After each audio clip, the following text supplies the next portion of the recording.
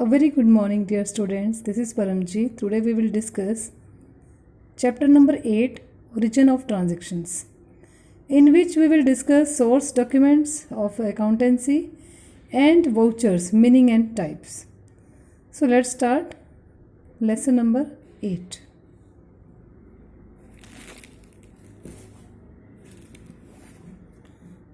That is the origin of transaction. First of all, we will discuss the meaning of origin of transaction. What do you mean by origin of transaction? Various transactions are made in business every day, such as purchase, sales of goods, and receipt and payment of cash, and so on. So each business transaction should be supported by documentary evidence. कौन कौन सा documentary evidence? जैसे कि cash memo है, cash receipt है, invoice bill है, debit और credit notes हैं, pay in slip, cheque etcetera. So these business documents are called source documents. इन्हीं को हम सोर्स डॉक्यूमेंट्स भी बोलते हैं. So next topic is the source documents of the accountancy.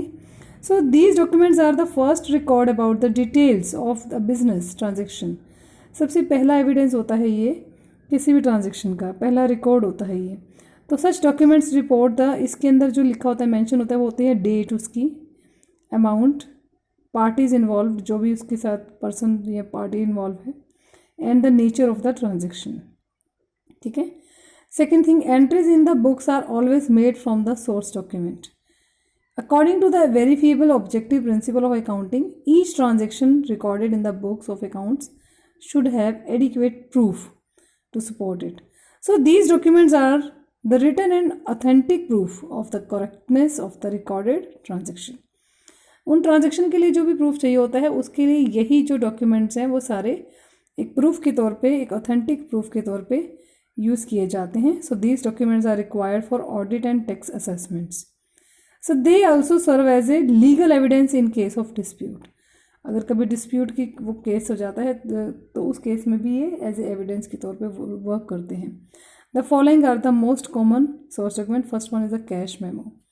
Cash memo first है आपका. When a trader sells goods for cash, he gives a cash memo, and when he purchases goods for cash, तो he receives cash memo.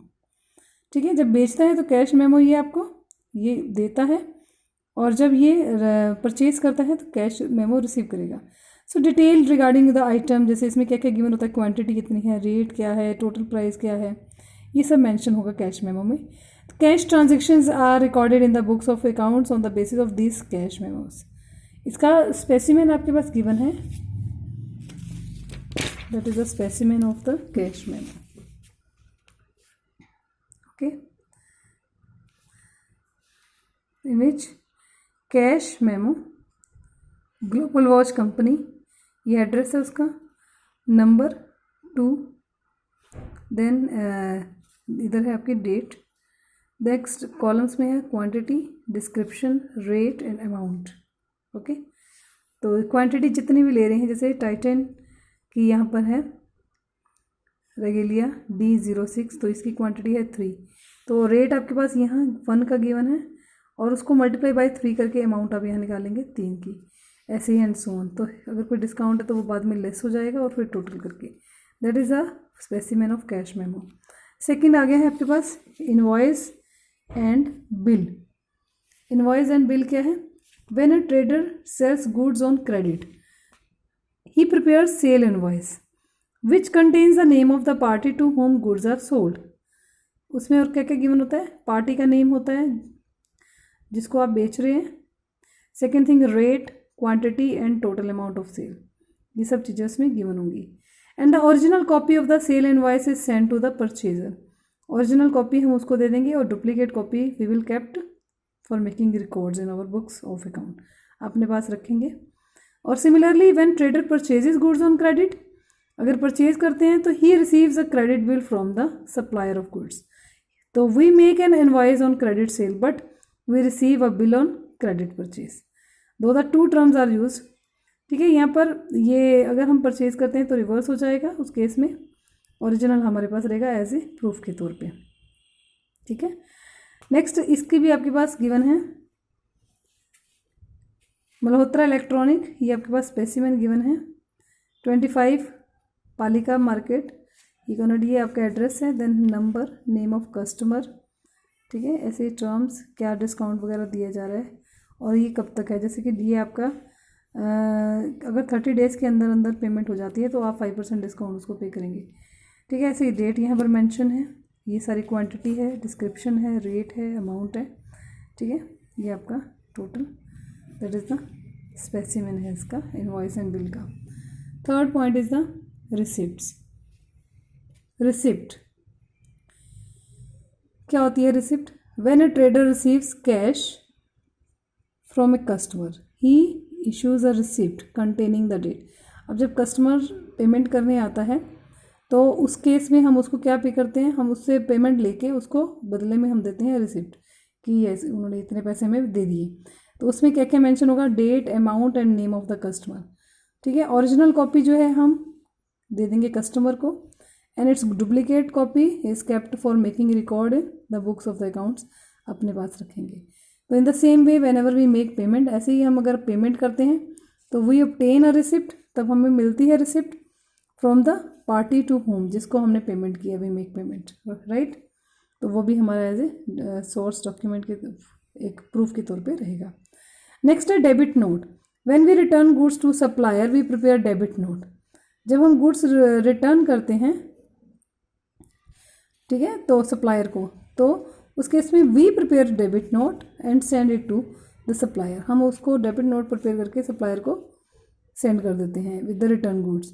तो debit note is a document which is indicate that the supplier's account is being debited. Okay, ये एक proof है। It is a source document which is contains the date of transaction, name of the account which is debited, the amount of the and the reasons for debit. इसकी जो duplicate copy और counter folio होता है of the debit note is retained by us on the basis of which he suppliers the supplier's account is debited in our account.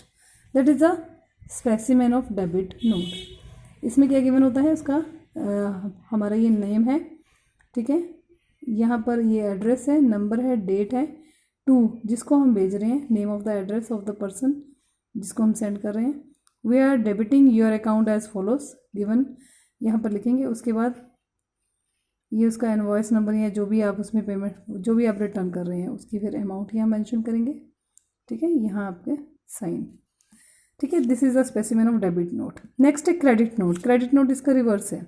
When we return goods to supplier, तो ये आपका debit note था।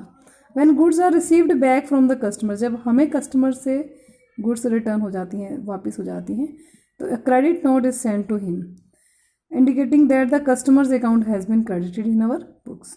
और उसकी duplicate copy जो है of the credit note is retained for record purpose. हम अपने पास उसकी डुप्लीकेट कॉपी जो है रखते हैं as a record. Next point है पे इन स्लिप। आप लोग सब बैंक वगैरह जाते होंगे, तो this is the form available from a bank and is use to deposit money in the bank. जब हम बैंक में कुछ भी पैसे डिपॉजिट कराते हैं तो वहाँ पर कुछ स्लिप्स पड़ी होती हैं, ठीक है, डिपॉजिट स्लिप बोलते हैं उनको, तो वही होती हैं पे इन स्लिप। ठीक है, each pay in slip has a counter folio which is return to the depositor duly stamped and signed by the cashier of the bank. तो जब हम पेमेंट, जब हम डिपॉजिट कराते हैं कुछ भी, तो उसका जो काउंटर फोलियो होता है उसको ऊपर स्टैम्प लगा के साइन करके मैनेजर, वो जो कैशियर होता है, वो हमें रिटर्न करता है। वो हमारे लिए pay in slip as a document का वर्क करती है। नेक्स्ट है cheque. A cheque is an order in writing drawn upon a bank to pay a specified sum to the bearer or person named in it. सबको पता है cheque के बारे में।